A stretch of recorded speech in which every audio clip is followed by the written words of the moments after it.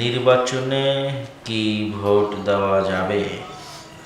খারাপ ভালোর পক্ষে না হলে কার পক্ষে?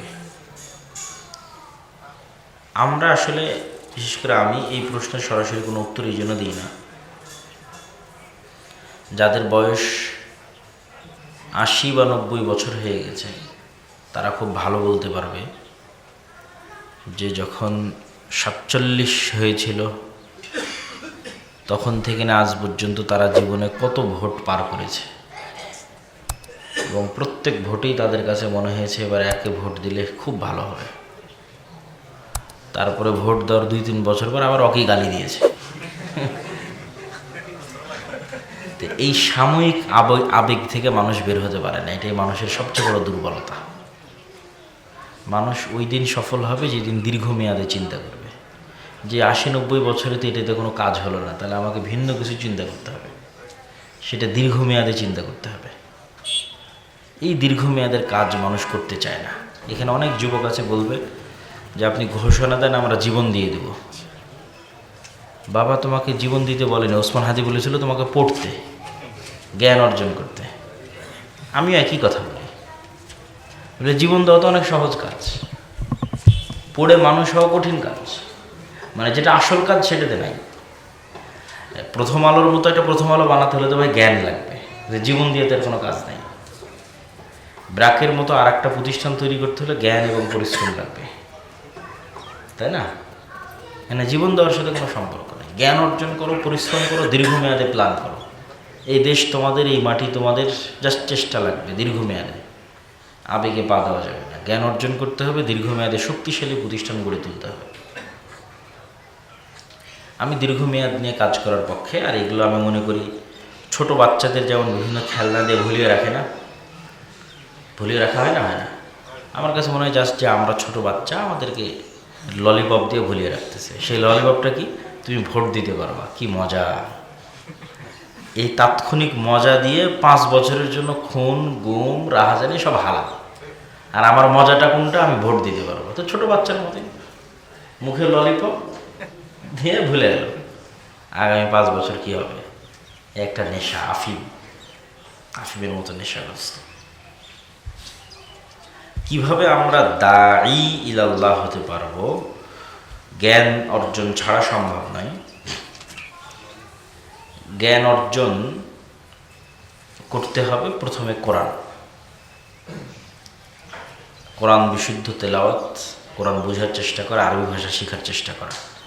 আর একটা জরুরি বিষয় থাকবে আকীদা। তারপর জরুরি বিষয় থাকবে রাসূল সাল্লাল্লাহু আলাইহি ওয়াসাল্লামের সুন্নাত।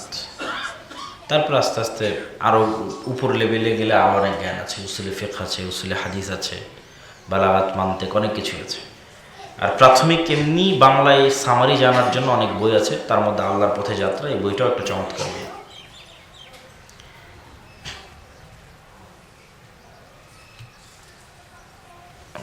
ওইগুলো তো শেষ হয়েছে নাকি, আর আছে কি? ঈশার সালাতের সাথে বেতের সালাত পড়া হয়ে গেলে তাহাজ্জুদ পড়া যাবে কিনা? যাবে।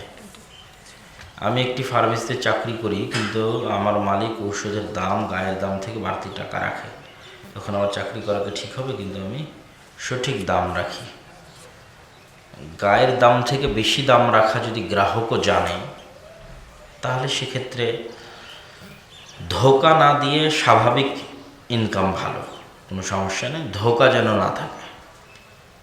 বাসায় নিজে নিজে কিভাবে রুকিয়া করব? আমরা অনেকে রুকিয়া বলে, রুকিয়া না বলে জিকির বলাই ভালো। জিকিরটাই হলো আসল। জিকির সব মুসলমান কি করতে হবে, এটা এমন কোনো কঠিন নয় যে কাউকে পারদর্শী হয়ে শিখে এসে প্র্যাকটিস নিয়ে, ঠিক আছে? যেমন হিন্দু কবিরাজেরা কেউ আসামের কামরূপ কামাখ্যাতে যায় ট্রেনিং নেওয়ার জন্য, কেউ যায় কোহে কাফে ট্রেনিং নেওয়ার জন্য, যে জিন শয়তানকে বশ করে। জিকির এরকম কিছু নয় যে রুকিয়া নাম দিয়ে যে না মুখ রাখি, বিশেষ রাখি, তার কাছে সব শেষ হয়ে যায়, এগুলো কিচ্ছু না। জিকির সবার জন্য সমান, এবং জিকিরের চেয়ে পাওয়ারফুল, শক্তিশালী কিছু নাই। এটা সকল মুসলমানের জন্য সমান। তো সেক্ষেত্রে নাস, ফালাক, ইখলাস, আয়াতুল কুরসি, সূরা বাকারার শেষ 2 আয়াত, সূরা ফাতিহা, এগুলো খুবই চমৎকার, খুবই গুরুত্বপূর্ণ, খুবই পাওয়ারফুল। কিন্তু বিষয় হচ্ছে যে আমার অন্য কিছু ঠিক নাই, আমি শুধু এটি নিয়ে ব্যস্ত আছি, তাহলে অতটা কার্যকরী হবে না। অন্য কিছু ঠিক নাই বলতে যেমন আমি সালাত আদায় করি না, পবিত্র থাকি না, তাহলে তো শয়তান আমাকে ডিস্টার্ব দিবে। আগে গোড়া থেকে শুরু করতে হবে, সালাত দিয়ে শুরু করতে হবে, পবিত্রতা দিয়ে শুরু করতে হবে, তারপরে জিকির আসবে। কেউ যদি 5 ওয়াক্ত সালাত আদায় করে, পবিত্র থাকে, তারপরে সকাল সন্ধ্যার জিকির করে, ঘুম থেকে ওঠা, ঘুমানোর দোয়া, টয়লেটে ঢোকার দোয়া, টয়লেট থেকে বের হওয়ার দোয়া, সকল জিকির সবসময় স্মরণে রাখে, তাহলে তার বদনজর, জিন, শয়তান এগুলোর আসর স্বাভাবিকভাবেই কম হবে। বাই চান্স যদি হয়, যেহেতু আল্লাহর নবীকেও মানুষ জাদু করেছে, আপনাকেও জাদু করতে পারে, বাই চান্স যদি হয়, তাহলে এগুলো দিয়েই আপনি বেরিয়ে আসতে পারবেন। আমার অফিসে অনেক হারানো জিনিস অনেকে আমার কাছে জমা রাখে। প্রকৃত লোক খুঁজে না পেলে করণীয় কি? দান করে দেবেন প্রকৃত লোক খুঁজে না পেলে। হিন্দু পরিবার, স্ত্রী ও 2 ছেলে সন্তান প্রায় 12 বছর যাবৎ ইসলাম ধর্ম পালন করছে। এক পর্যায়ে বাবা জানলেও এ বিষয়ে কাউকে কিছু বলেন না। স্ত্রী সন্তান চেষ্টায় আছে বাবাও যেন ইসলাম গ্রহণ করেন। এমতো অবস্থায় সংসারও চলছে, সংসার চলতে পারবে না। বাবা যদি ইসলাম গ্রহণ না করে, হিন্দুই থাকে এখন 1 সেকেন্ডের জন্য, তাহলে এটাকে বিবাহ বিচ্ছেদ হিসেবে ধরে নেওয়া হয়। তথা স্ত্রী যখন ইসলাম গ্রহণ করেছে তখন বিবাহ বিচ্ছেদ হয়ে গেছে, তারা আর একত্রে একসাথে থাকতে পারবে না। তবে স্বামী যদি আবার ইসলাম গ্রহণ করে, তাহলে আবার নতুন করে বিবাহ পড়াতে হবে, এরকম নয়। রাসূলুল্লাহ সাল্লাল্লাহু আলাইহি ওয়াসাল্লামের যুগে অনেক স্বামী স্ত্রী, স্ত্রী আগে ইসলাম গ্রহণ করেছে, স্বামী পরে, স্বামী আগে করেছে, স্ত্রী পরে, তাদের বিবাহকে বিশুদ্ধ হিসেবে গণ্য করে নেওয়া হয়েছে। তো সেক্ষেত্রে স্বামীর ইসলাম গ্রহণ জরুরি। ইসলাম গ্রহণ না করলে স্বামী স্ত্রী একসাথে থাকতে পারবে না, আলাদা থাকতে হবে।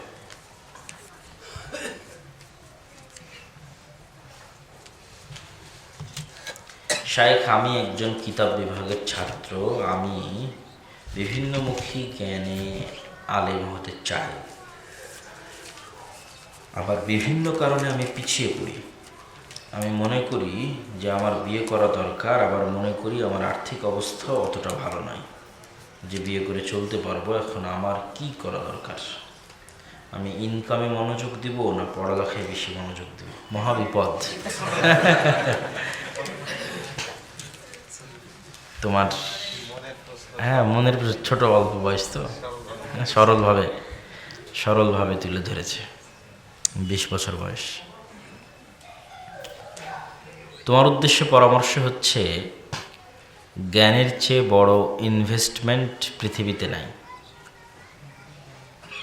জ্ঞানী সবচেয়ে বড় ইনভেস্টমেন্ট, সবচেয়ে বড় বিনিয়োগ। ওই ব্যবসায়ী শ্রেষ্ঠ ব্যবসায়ী যে ব্যবসায়ী জ্ঞান অর্জন এখনো অব্যাহত রেখেছে। জ্ঞান অর্জনের মাধ্যমে নতুন নতুন আইডিয়া মাথায় আসবে, ক্রিয়েটিভিটি মাথায় আসবে, নতুন উদ্যোগ নেবে, সফলতা হবে, বিপদে পড়লে টিকে থাকতে পারবে, বুদ্ধি আছে। এই জন্য জ্ঞানের কোনো বিকল্প নেই। প্রথমত তুমি এটা করতে পারো যেটা আমাদের দেশের মানুষ মনে করে, যে জ্ঞান অর্জন করলে আর পাশাপাশি কিছু করা যায় না। এটা আসলে ঠিক না। সাহাবীরাও কাজ করেই তারপরে জ্ঞান অর্জন করতেন। তো ইনকাম করলে জ্ঞান অর্জন হবে না, জ্ঞান অর্জন করলে ইনকাম করা যাবে না, এই চিন্তা থেকে একটু বেরিয়ে আসতে হবে। জ্ঞান অর্জনের পাশাপাশি ছোটোখাটো চলার মতো ইনকামের চেষ্টা অবশ্যই করতে হবে। সেক্ষেত্রে আমাদের স্টুডেন্টসরা টিউশনি করায়, সেটাও করতে পারো, ছোটোখাটো ব্যবসাও শুরু করতে পারো, কিন্তু ফোকাস রাখতে হবে জ্ঞানের ওপর বেশি। আর ইনকামটা হবে অভিজ্ঞতা অর্জনের জন্য এবং স্বাভাবিক জীবন পরিচালনার জন্য। আর বিবাহের ক্ষেত্রে যেটা পরামর্শ, সেটা হচ্ছে ভালো অর্থনৈতিক সক্ষমতা ছাড়া বিয়ে করা উচিত নয়। ভালো অর্থনৈতিক মানে কোটিপতি লাখপতি হতে হবে, এটিও বোঝানো হয়নি। বরং অল্পে সন্তুষ্ট থাকবে এরকম একটা ফ্যামিলির জীবন ধারণের জন্য যতটুকু না হলেই নয়, ততটুকু তো নিম্নপক্ষে অর্জন করতেই হবে। তো সেক্ষেত্রে অর্থনৈতিক সক্ষমতা ছাড়া বিবাহ করলে সংসারে অশান্তি আসবে। এবং পরবর্তীতে এই সিদ্ধান্তের জন্য অনেক পস্তাতে হবে। তাহলে 1 নাম্বার, জ্ঞান অর্জন অব্যাহত থাকবে মৃত্যু পর্যন্ত। জ্ঞান অর্জনের চাইতে ফোকাস পাওয়ার মতো জিনিস পৃথিবীতে কিছুই নাই। 2 নাম্বার, জ্ঞান অর্জনের পাশাপাশি ধীরে ধীরে ইনকামও শুরু করতে হবে, তবে সেটার প্রতি ফোকাস দেওয়া যাবে না যতক্ষণ না পড়াশোনা শেষ না হয়েছে। 3 নাম্বার, মোটামুটি একটা অর্থনৈতিক সক্ষমতা অর্জনের পরেই বিয়ে করতে হবে। প্রশ্ন হচ্ছে, যতক্ষণ আমার বিবাহ করতে দেরি হবে ততক্ষণ যদি আমার দ্বারা গুনাহ হয়, তাহলে সেক্ষেত্রে কয়েকটা জিনিস মাথায় রাখতে হবে। 5 ওয়াক্ত সালাত জামাতে আদায় করলে, নিয়মিত সিয়াম পালন করার চেষ্টা করলে, নিজেকে কাজে ব্যস্ত রাখলে, কাজে মানে জ্ঞানের কাজে, ইনকামের কাজে, কাজে ব্যস্ত রাখলে এমনিতেই গুনাহের পরিমাণ কমে যায়, এমনিতেই কমে যায়। অলস মস্তিষ্ক শয়তানের কারখানা, যেখানে কাজ নাই ওখানে গুনাহ হবে। তাহলে যদি নিজেকে জ্ঞানের কাজে ব্যস্ত রাখা হয়, তারপরে পাশাপাশি একটু পড়াশোনায়, ব্যবসা বাণিজ্যের কাজেও ব্যস্ত রাখা হয়, তাহলে এখানে, এবং পাশাপাশি 5 ওয়াক্ত সালাত এবং সিয়াম, তাহলে এখানে গুনাহের অপশন খুব কম। তারপরে কথা হচ্ছে যে গুনাহ মানুষের হবেই। মানুষ নিষ্পাপ হওয়ার জন্য পৃথিবীতে মানুষ আসেনি, গুনাহ হবে এটাই স্বাভাবিক। গুনাহ হলে আল্লাহ সুবহানাহু ওয়া তাআলার কাছে তওবা ইস্তিগফার করে ক্ষমা চেয়ে নেওয়ার চেষ্টা করতে হবে, সতর্ক থাকতে হবে। কিন্তু গুনাহ হওয়া মানে হতাশ হওয়া, ব্যর্থ হওয়া, বিষয়টা এমন নয়। এই চিন্তা থেকেও বের হয়ে আসতে হবে। এটা শয়তানের চিন্তা, গুনাহ করিয়ে আমাদেরকে চরমভাবে হতাশ এবং ব্যর্থ করে দিতে চায়। কিন্তু ব্যর্থ হওয়া যাবে না, গুনাহ হবে। আল্লাহর দয়া এবং রহমতের আশাধারী হয়ে আবারও ফিরে আসার চেষ্টা করতে হবে। তাহলে পড়াশোনা অব্যাহত রাখো, হালকা ইনকামের চেষ্টা করো, 5 ওয়াক্ত সালাত আদায় করো, সিয়াম পালন করো। আমায় 5 বছর পরে 50 লাখ টাকা একটা কাজে প্রয়োজন, আমি সেই লক্ষ্যে টাকা জমাচ্ছি। এখন এই টাকার কি যাকাত প্রয়োজন?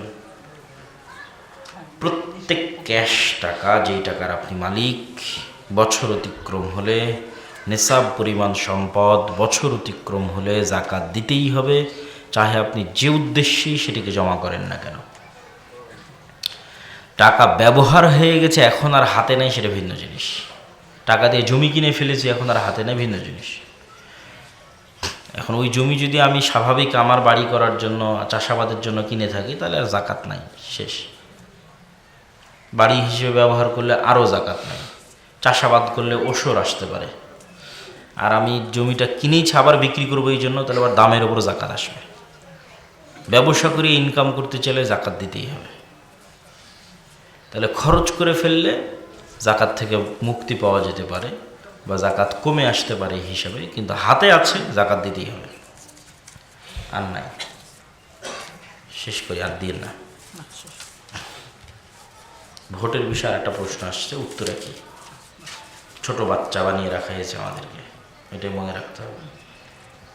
সারাদিন কোরআন তেলাওয়াত করলে ফজিলত কি? কোরআন তেলাওয়াতের ফজিলত তো সবার জানা, প্রতি হরফে 10 নেকি, এটা একটা নির্ধারিত ফজিলত। এমনি ফজিলত রহমত, বরকত, সাকিনা অবতীর্ণ হয়, এটা একটা ফজিলত। আরও ফজিলত কোরআন কিয়ামতের মাঠে শাফাত করবে, সেটা একটা ফজিলত। আরও ফজিলত জিন, শয়তান, বদনজর, সেগুলো থেকে হেফাজত, এটা একটা ফজিলত। আরও ফজিলত যদি অর্থ বুঝে জ্ঞানের সাথে সামনে আগানো হয়, তাহলে তো আরও অনেক কিছু শেখা যাবে। না, আর প্রশ্ন দিয়ে না। সবসময় উজু অবস্থায় থাকা যায় না, বিনা উজুতে জিকির করা যাবে কি? যাবে। আমি গভর্নমেন্ট প্রজেক্ট কনসালটেন্সি করি, কিন্তু গভর্নমেন্ট প্রজেক্ট চলে এডিবি, ওয়ার্ল্ড ব্যাংকের লোনের টাকায়। তাহলে সেখানে আমার ইনকাম ইসলাম সম্মত কিনা? গভর্নমেন্ট প্রজেক্টের কনসালটেন্সি করি, কিন্তু গভর্নমেন্ট প্রজেক্ট চলে এডিবি, ওয়ার্ল্ড ব্যাংকের লোনের টাকায়। এটা একটু চিন্তা করে বলতে হবে। যদি আপনার ইনকামের মূল উৎস তাদের লোনের প্রদত্ত অর্থই হয়, তাহলে বিষয়টা বিশুদ্ধ হবে না। যে ঠিক আছে, আমরা বৈঠক শেষে দোয়া পড়ি, সুবহানাকা আল্লাহুম্মা ওয়া বিহামদিকা আশহাদু আল্লা ইলাহা ইল্লা আনতা আস্তাগফিরুকা ওয়া আতুবু ইলাইক।